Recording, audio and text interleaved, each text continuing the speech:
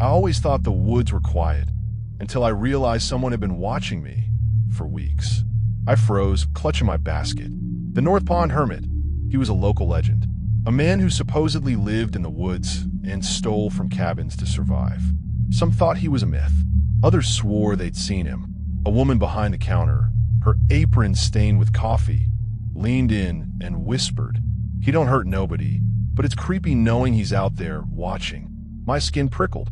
Was he watching me? Back at the cabin, I couldn't shake the unease. The trees felt closer, their shadows heavier. I checked the windows, simple latches, easy to jimmy. Front and back doors, both with flimsy locks. If someone wanted in, it wouldn't take much. I ordered a motion sensor alarm online, a small white box that screeched if anything moved nearby. I swapped out the old locks for heavy deadbolts. It cost me half a paycheck, but I needed to feel safe. For a week, everything was fine. Then one morning, I found a loaf of bread and a can of beans missing from the pantry. The alarm hadn't gone off. The doors were still locked. No windows broken. It was like he'd walked through the walls. My heart raced. He must have come while I was asleep, just feet from my bed. I stopped sleeping well after that. Every creak of the cabin, every rustle outside, sent my pulse spiking. I started keeping a baseball bat by my bed. Smooth wood, a small comfort. I'd lie awake, staring at the ceiling, imagining footsteps circling the cabin. The isolation, once peaceful, now felt like a trap. I considered leaving, but I'd sunk everything into this place. My savings, my dreams of a quieter life. I wasn't ready to give up, so I decided to catch him. One night, I turned off all the lights and sat in the dark living room, the bat across my lap. The cabin was silent, except for the faint crackle of the fire dying in the hearth.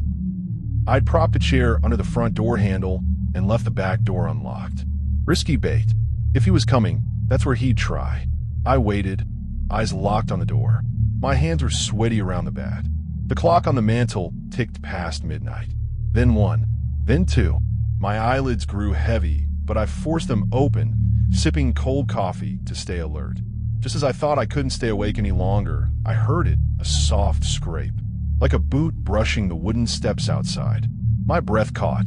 The doorknob jiggled. Slow, deliberate, then turned. The back door creaked open. A figure slipped inside, moving with quiet grace, like he'd done this 100 times. He was thin, swallowed by tattered clothes. A frayed jacket, pants patched with duct tape. Long, greasy hair hung past his shoulders. A scruffy beard covered most of his face. He didn't see me in the corner, pressed against the wall. He moved to the kitchen, silent steps on old floorboards. Then started rifling through my pantry, pulling out a can of soup. My heart pounded so loud I was sure he'd hear it. I gripped the bat, took a shaky breath, stepped forward. "Stop right there," I shouted. My voice cracked, louder than I meant. He froze, the can in his hand, and turned slowly. His eyes, wide and sunken, locked onto mine. They weren't angry or wild, just tired, like he'd seen too much. We stared at each other, the air thick with tension. I held the bat high, my arms trembling. "Who are you?" I demanded, trying to sound tough. He didn't answer, just stood there, clutching the soup. His silence unnerved me more than any threat could have. "Why are you stealing from me?" I stepped closer. "This is my home. You can't just walk in." His voice came out soft, raspy, like he hadn't spoken in weeks. "I don't mean to scare you. I just need things to get by." His words hit me like a punch. He wasn't some monster, just a man, thin and worn, surviving in a way I couldn't imagine. I lowered the bat a fraction. "Are you the Hermit? The North Pond guy?" He nodded, eyes dropping to the floor. "That's what they call me." Part of me wanted to call the sheriff, have him hauled away, but another part saw the desperation in his hunched shoulders, the way his hands trembled. He didn't look dangerous, just lost. "Why my cabin?" I asked. "Why keep coming back?" "I know when you're gone," he said quietly. "You leave for town every Tuesday. It's easier then." A chill ran through me. He'd been watching, learning my routine. "That's not okay," I said, voice shaking. "You're making me afraid to live here." "I don't want that," he said, almost pleading. "The woods, it's all I have." I don't know how else to live. I should have been furious, but his words softened something in me. He wasn't stealing for fun. He was surviving. I took a deep breath, the bat still in my hands, but lower now. Look, I don't want to hurt you, and I don't think you want to hurt me. But this has to stop. I hesitated, then said, what if I leave food for you, outside, so you don't need to break in? His eyes widened, like the idea was foreign. You do that for me? Yeah, I said, voice steadier, but only if you promise to stop coming inside. Deal. He hesitated, then nodded. Deal. I pointed to the door. Go. I'll leave a box on the porch tomorrow. Food, maybe some clothes, but don't come back in here. He set the soup can on the counter. Slow, careful. Thank you, he whispered, then slipped out into the night, as quiet as he came. I rushed to lock the door, my hands still trembling. I sank onto the couch, the bat clattering to the floor. The next morning, I left a cardboard box on the porch, canned beans, tuna, a loaf of bread, and an old sweater I didn't wear anymore. By dawn, it was gone. I started doing it every week, leaving food. Sometimes a blanket. Socks. The break-in stopped. Once, as I set out the box, I thought I heard a faint thank you carried on the wind. But when I looked into the trees, there was nothing but shadows. I never saw him again, but the fear never fully left. Every creak of the cabin, every snap of a twig outside, made me wonder if he was still out there, watching. I kept the bat by my bed, checked the locks twice a night. The woods, once my escape, now felt alive with secrets. I stayed, though, determined to make my life here work. But I never forgot that night, or the man who lived like a ghost, surviving on the edges of my world. The last thing I saw before the boat sank was my brother's eyes. Then the ocean swallowed everything. The waves threw us around like rag dolls. One moment, the boat was cutting through calm water. Then a black wall of water rose up and cracked it in half. I remember the sound, splintering wood, screaming metal, my brother shouting my name. Then nothing but chaos. When I woke up, I was face down on cold sand, coughing salt water, lungs on fire. My legs barely moved, my mind slower than it should be. I sat up, squinting at a sky smeared with gray. Waves crashed violently behind me, as if trying to reach me one last time. My body ached like I'd been slammed into rocks. Danny, I croaked. No answer. I tried again. Danny, silence. Just the ocean and wind. My brother was gone. I staggered to my feet. Every bone throbbed. My arm was cut badly, deep gash across my forearm. But I was alive. Somehow, the island was small, maybe a mile wide. Palm trees leaned at sharp angles. Sharp cliffs rose at one end, and jagged rocks littered the shore. There were no boats, no houses, no signs of people. I was completely alone. I climbed to higher ground, hoping for signal. Nothing. No bars. No sound of engines. Only seagulls circling like vultures. My thoughts kept spinning. How long had I been unconscious? Did Danny make it? Was someone coming? I yelled again. Danny. Anyone. But the only thing that answered was the wind. I built a fire that night with what little dry wood I could find. My hands shook as I worked, half from cold, half in the creeping fear that I wouldn't last long here. I didn't sleep much. The stars overhead fell sharp. I kept hearing things in the jungle behind me. Snaps, rustles, soft things slithering through leaves. I told myself it was just animals. But the next morning, I found footprints in the sand. Not mine. Barefoot, long toes, Shumkin hail marks. I followed them down the beach until they vanished into the jungle. My stomach tightened. I wasn't alone after all. That night, I kept the fire big enough to burn off fear. I stayed alert, gripping a broken branch like a weapon. But nothing came. Not the wind, not the trees, not the owner of those footprints. Days passed. I searched for water and found a small stream.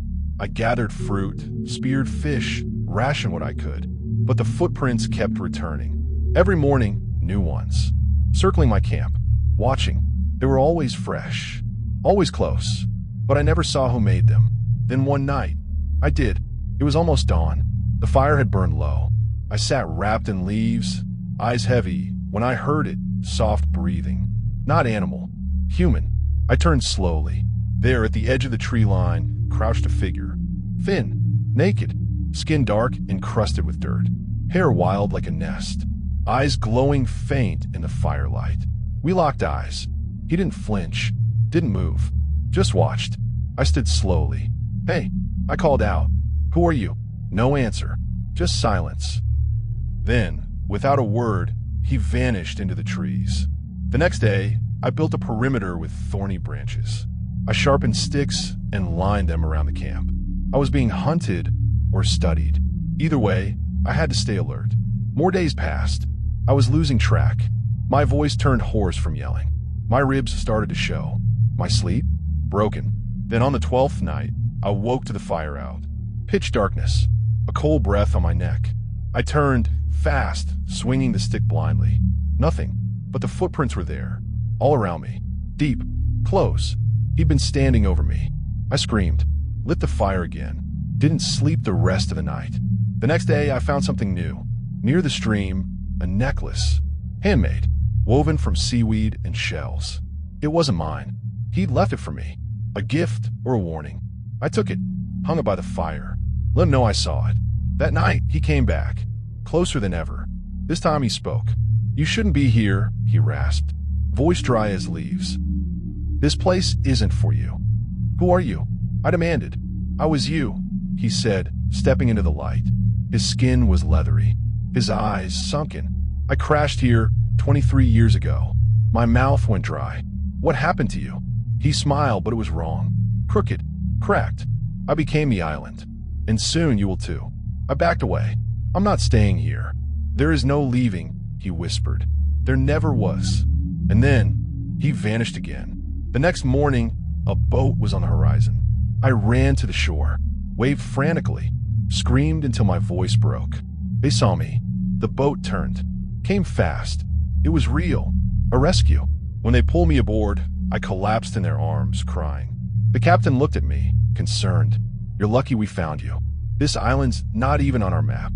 As we sped away, I looked back one last time. And there, on the shore, stood the man. The castaway. He raised a hand and smiled.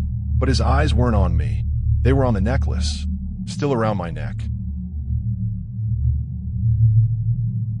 If I hadn't stopped to take that photo, I'd be alive with my friends right now. Instead, I watched them vanish into the fog and walked straight into a nightmare. It was supposed to be a weekend escape. For friends. One rented Jeep. A mountain trail so remote, it didn't even have a name. We'd gone hiking up past Glacier Hollow. Weather was calm until the storm came. Fast. Too fast. Sky went black like someone flipped a switch. Wind howled. Trees bent. Rain hit sideways. We had no choice. We had to find shelter. Fast. That's when we saw it. A cabin. In the woods. Just standing there deep off the path. No driveway. No lights. No sign of anyone. But it was our only shot. We banged on the door. No one answered. It was unlocked. Inside, dust, cobwebs, old wooden floorboards. But dry. There was even a fireplace, though the logs looked like they hadn't been touched in years. We huddled together, soaked to the bone. I remember Jason, the tough guy, saying, "Who just leaves a place like this open in the middle of nowhere?" Then Nora, sitting near the window, said quietly, "Maybe they didn't leave." We all froze. She pointed. On the fogged-up window, 4 fresh handprints. But none of us had touched the glass. That night, things got worse. The storm didn't pass. It got louder, angrier. The wind screamed around the cabin like it was alive. The fire kept going out, no matter how we fed it. And then the whispering started. At first, we thought it was the wind, until it started saying names. Our names, one by one. Jason grabbed a flashlight. "We're getting out of here." But when he opened the front door, it wasn't the forest anymore. It was hallway, endless, black, no trees, no rain, just a hallway made of stone. He slammed the door shut. We all looked at each other, hearts pounding. Then the whispers came again. Only this time they were inside. We split up. Stupid, I know, but panic took over. Sarah and I went upstairs. Jason and Nora stayed below. The upstairs was worse. Old dolls scattered across the floor, all facing the same direction, all toward a mirror. I looked into it. For a split second, I saw us, but older, scarred, eyes hollow, and behind us, something tall, thin, reaching. I turned. Nothing there. But Sarah screamed. She was staring at a closet door that hadn't been opened before. Slowly, it creaked wider. Inside was darkness, and just as she moved toward it, bam! The door slammed shut by itself. We ran. Downstairs, Jason and Nora were gone. Only the fire remained. And on the wall, scratched deep into the wood. 4 in, 1 out. We called their names. No answer. Then, just as suddenly as it began, the storm outside stopped. Sunlight trickled through the windows. Birds chirped. We opened the door again. This time it was forest. Normal. Real. Like nothing had happened. Sarah and I sprinted back to the trail, heart in our throats. We didn't stop running. We reported it. Searched with rangers. The cabin was gone. No foundation. No disturbed earth. No sign of any structure ever existing there. But they found something else. At the spot where we swore the cabin stood. A single burnout match. And beside it a photo of the 4 of us, standing in front of the cabin. But only 2 of us were smiling. They told me the mountains were peaceful, quiet, untouched, beautiful. But they didn't warn me about the wind. They didn't tell me how it screams like it's in pain, or how sometimes it screams your name. I took the ranger job for the solitude. Seasonal work in a fire lookout tower, miles from the nearest road, surrounded by pines and cliffs. It sounded perfect. No cell service. Supplies airdropped once a month. Just me, my logbooks, and miles of forest. The tower sat atop Widow's Peak. An old name, nobody knew where it came from. Locals avoided the area, muttering about bad air or mountain madness. I laughed it off. I wanted isolation. Now, I'd give anything to hear another voice. The first week was uneventful. I logged fire risks, radioed the main station once daily, and read books at night with a flashlight. I'd lie awake sometimes, listening to the wind slide through the trees. Up here, it never truly stops. But by the second week, the wind started to change. It wasn't just howling, it sounded wrong. Too human.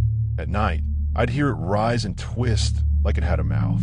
I told myself it was just the altitude playing tricks on my ears. Until it said my name. Not once. Over and over. Drawn out like a moan. Distorted but unmistakable. Ben. I sat up in bed, frozen. My name. Carried on the wind. Followed by a low whistle that circled the tower. I ran outside, flashlights sweeping across the trees. Nothing. Just branches swaying. The next morning, I checked the tower's logs. No reports of hikers. No calls from base. I left the radio on all day, volume high, but it stayed silent. That night, the screaming came again. This time, it didn't stop. For hours it rose and felt like something in pain. I jammed earplugs in and buried my head in my sleeping bag, but I could still feel it, vibrating in the walls, pressing into my skull. Then, the scratching started. Something was clawing at the base of the tower. Slow, deliberate scrapes. Not an animal. Not a bear. Bears don't whisper. I crept down the steps, shotgun in hand, and shone my light through the darkness. The beam caught nothing but fog drifting through the trees. Then I saw it. A figure, standing still among the trees. No colti, no gir, no flashligra. Just standing there, staring at the tower. I called out. It didn't move. I blinked and it was gone. I didn't sleep that night. The next morning, I found handprints on the glass. Long smears of dirt, too high to be from an animal. They trailed along the outside of the tower, like someone had circled it, touching every window. I called in a base, demanded an early pickup. The line crackled with static. Then a voice answered. Not from base. You shouldn't have come here. I dropped the radio. The wind picked up again, slamming against the walls. It whispered things. Go home. You're not welcome. Get out. Over and over. Until it wasn't the wind whispering. It was something else. That night, I barricaded the hatch to the stairs. Sat with the shotgun in my lap, waiting, listening. At 3:17 a.m., the screaming stopped. Dead silence. Then tap. Talp. Talp. Someone, or something, was knocking on the hatch. I held my breath. Another tap, then a voice. "Ben, let me in." It was my voice. My exact voice. I backed into the far corner of the room, aiming the shotgun at the hatch. My reflection was speaking to me from below, mocking me, pleading with me. I didn't move. Eventually, the sun rose and the tapping stopped, but I knew it was still down there. I haven't slept since. The wind hasn't spoken again, but the figure comes back every night. Watching, waiting. It knows I'm trapped, and it knows my name. I'm still in the tower. Supplies are low. The radio's dead. If you're hearing this, don't come looking for me. And if you do, don't answer when the wind calls your name. The floor creaked beneath me, but I wasn't moving. I froze, listening. One step, then another. Slow, deliberate. Someone, or something, was walking under my house where there shouldn't be any room to walk. I inherited the house after my uncle died. A lonely little cabin deep in the Oregon woods, far from any paved roads. He'd lived there for 20 years, off-grid, no family, no friends. Just him and the forest. When I moved in, it was late October. Cold air, long nights. I planned to fix the place up, strip the wood, insulate the roof, patch the cracks. But I quickly realized something was wrong. It was a smell. Faint but constant, like damp earth and rusting metal.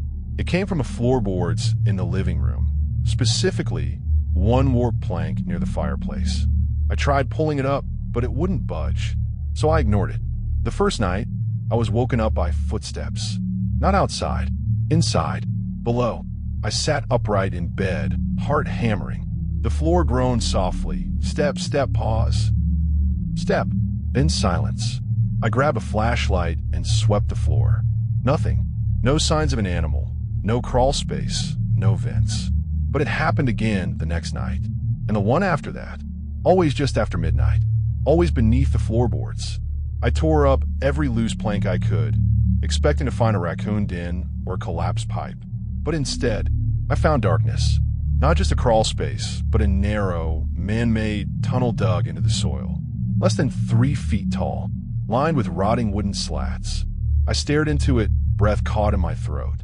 It stretched further than my light could reach. The air coming from it was cold and wet. And there, on the edge of the tunnel, scratches. Dozens of them, etched into the wood like fingernails, had clawed at the surface. I covered it back up. The next night, the footsteps were louder, faster. I dragged a heavy bookshelf over the warped plank and tried to forget it. But sleep didn't come. Around 3 a.m., I heard again. Only this time, it wasn't walking. It was whispering.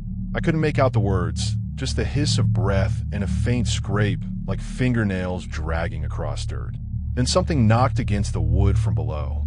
3 times. Slowly. I backed into a corner, shotgun in hand. The knock came again. Knock, knock, knock. Then silence. I sat there until sunrise. I left the house that morning, drove to town, and asked the sheriff about my uncle. He looked uneasy. He was always a strange one, the sheriff said. Came to town once a year. Never talked much. When he stopped showing up, we figured he died out there. I asked if he knew anything about the house, the land, the tunnel. The sheriff hesitated. Look, years ago, before your uncle bought it, that cabin belonged to someone else. Man named Eddings. Had a wife and kid. One day, both vanished. Search party found blood in the woods. No bodies. Just gone. They blamed animals. The house sat empty for 10 years. Then my uncle moved in. That night, I couldn't help myself. I pulled the bookshelf away. I pried up the plank again. The tunnel was still there, but something had changed. There were handprints in the dirt now. Fresh, leading out of the tunnel and stopping right at the edge of the floor. Like someone had crawled up and was now inside. I searched the entire house, floor to ceiling. Nothing, until I noticed the closet door in the bedroom. Open just a crack. I stepped toward it slowly, every nerve screaming. I reached out, grabbed the knob, yanked it open. Empty, but the smell, wet earth, rust, something alive, was strongest there. I sealed the tunnel the next day with concrete and metal bars. Bolted it shut, nailed the planks back down. But the footsteps never stopped. Now they circle the house. Outside, then inside, then underneath again. Sometimes I hear breathing just behind the walls. Sometimes the whispers come from right beneath my bed. I don't know what my uncle found here, or what he let in. But something still lives beneath the house, and wants out.